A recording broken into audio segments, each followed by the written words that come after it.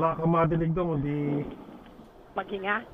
Ayan, Tess, konting lakad. Heavy breathing. O yeah, kala mo atakihin eh.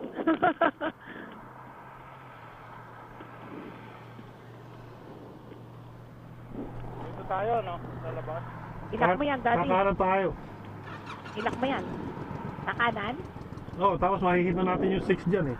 Dito, sa likod. Eh, dito daw. Dito ang 6. Ito 6. Mas maganda rito. Dito? Last time, dyan tayo. Sa likod tayo dumaan. Wala yung zigzag eh.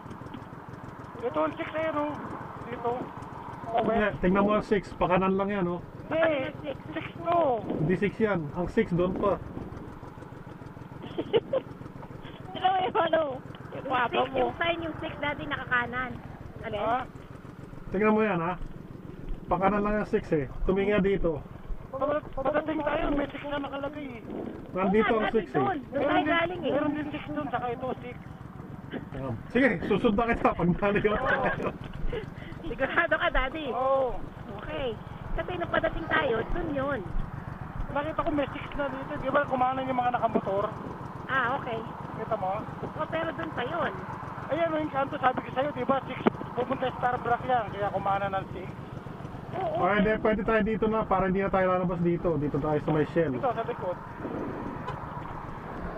Kasi yung dun sa likod, hindi maganda yung daan eh.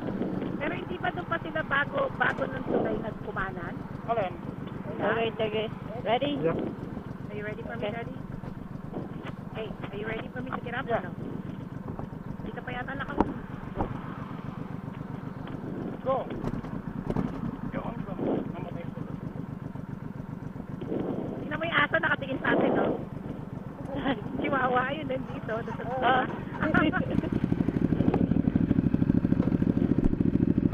Dito tayo sa likod.